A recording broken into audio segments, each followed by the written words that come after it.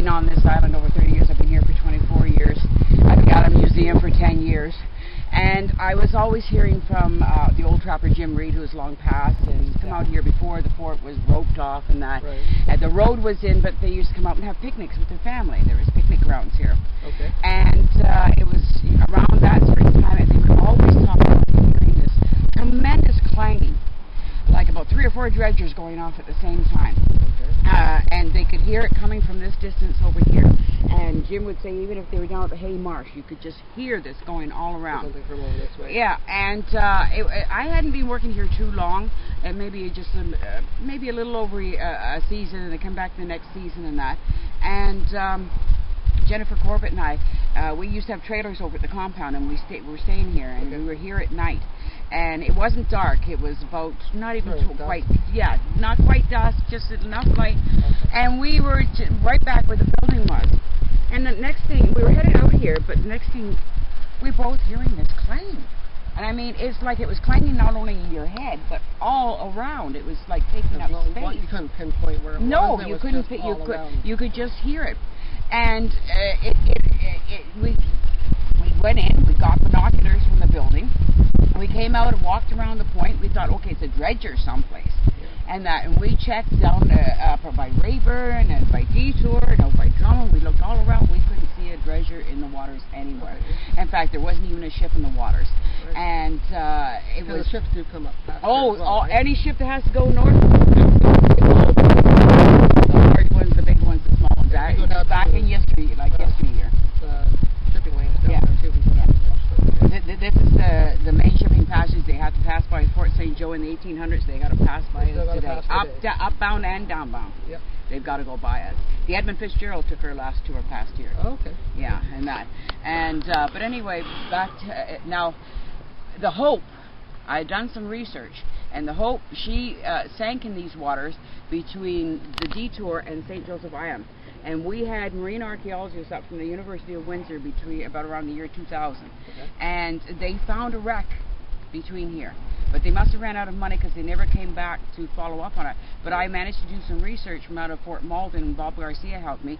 And the Hope went down. They figured it was in the month of August. They figured about around August, but they can't pinpoint it because she was just basically lost and never heard from again. But she was making her voyage from Malden up to here, bringing supplies to St. Joseph, and she was here quite often. We've got records of her being here quite often, but we never seen her after that time point, and we never seen any evidence. And everybody relates this spell to the sinking of the Hope. Apparently, him and Sylvia, they both told me this story at 2 different times, but their stories did not change, and they were dead serious. They were both. Ken was sitting, he said he was sitting here, and Sylvia was sitting over there. And again, it was dusk time. And they're talking away and talking, and something out of the peripheral vision. Turned towards the magazine, and Sylvia followed his vision. And now we have a deserter. His name was Private Carey, and he belonged to the 49th Regiment. And him and Minna, they deserted and tried to reach Mackinac around January time. Yeah. And I believe it was about around 1804.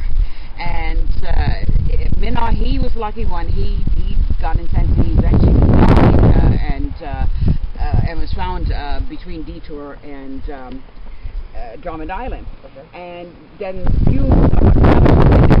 they found Gary, and he was alive.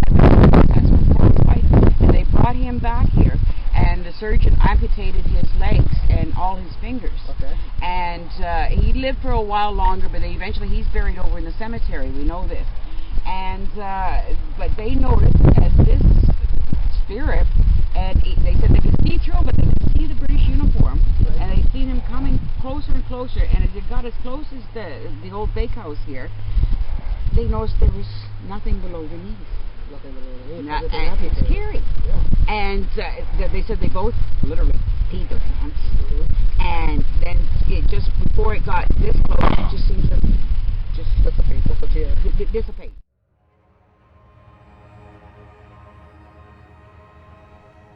Here by any chance? It will be 1 year tomorrow. 1 year. Well, congratulations. Well, so while that you've been here, actually at Old Fort St. Joseph. How much have you done actually to do with the historic portion by any chance? Well, I'm an interpretation officer, so I do some of the tours that are here.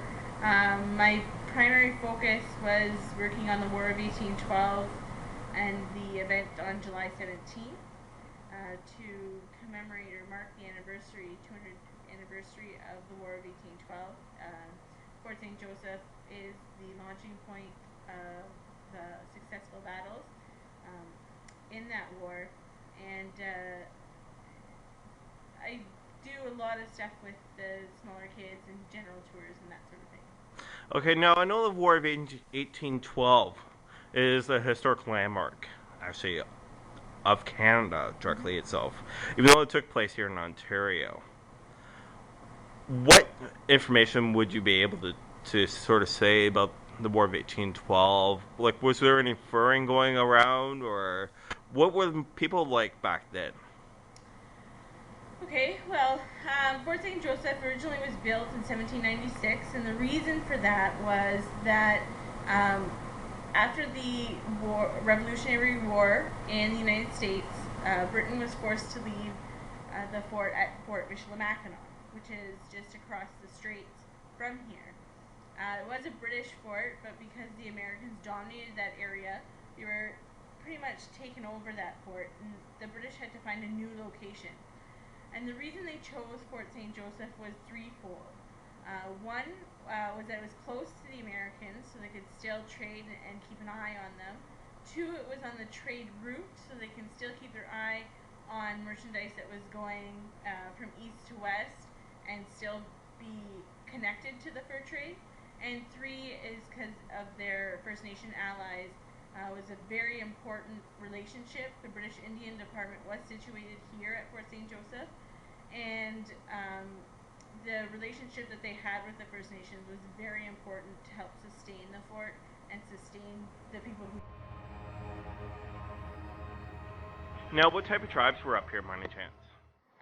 There were several different ones. There's mostly Ojibwe. There's Chippewa across the way. Now, they're really not different. They are all Anishinaabe, and but they also traded with people up from Thunder Bay and even down further. So, but the Ojibwe Chippewa were the main people in this area. Okay. Now, I know during the War of 1812 videos that they're actually talking about one of the main natives. Was he sort of from this area also?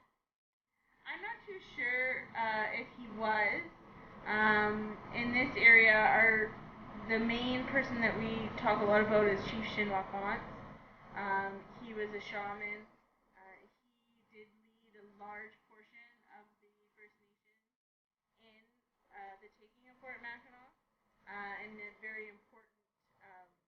Actually, just recently we were able to meet some of his descendants, so that was quite an honor for us. But he did eventually, the First Nations here, not only did they assist with the taking of Mackinac, but they went on in the Battle of Fort Detroit and Fort Dearborn and did fight alongside Tecumseh. Okay. Now, was there any bloodshed that you know of? During the first battle, the taking of Fort Michilimackinac, there was not. There was not. All accounts from letters that we have from Captain Roberts and Lieutenant Porter Hanks do not talk about any bloodshed during that first battle. Okay, right. And is there any other locations besides the fort that are well known actually up in this area to do with the War of 1812? Sort of like the walkways or anything like that?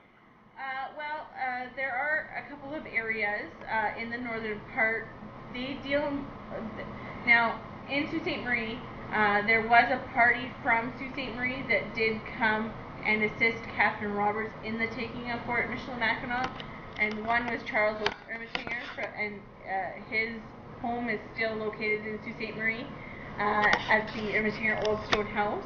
And there's also John Johnston, and his home is located on the Michigan side of Sault Ste. Marie, and he also played a huge role in the taking of Fort Michilimackinac.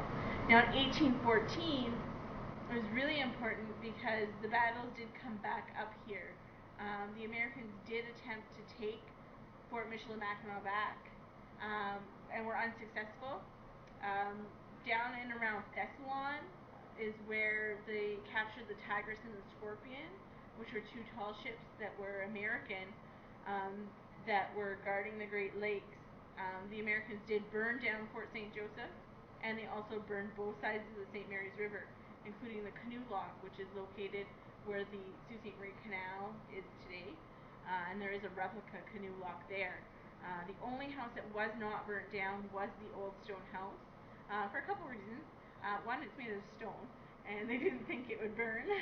Two, from accounts that I've read, Mr. Ermatinger did have an inkling that the Americans were coming, so he took a lot of his merchandise that he owned that was British, and he buried it. So when the Americans came knocking on the door and interrogated him, he was able to convince them that he had no ties to the British. Now, how many people approximately during the first war, actually the war, if 1812, approximately took place actually up in this area? Well, there's different accounts on how many people were involved in the taking of Fort Michilimackinac in 1812. There are, from the accounts that I have read from John Askins Jr. and Captain Roberts, there was approximately between 500 to 800 people. That we know for sure that there was 47 British soldiers and 3 artillery that were located here at Fort St. Joseph. The rest were made up out of Canadian Corps of Voyageurs, First Nations in the area that joined, as well as some of the citizens that joined in.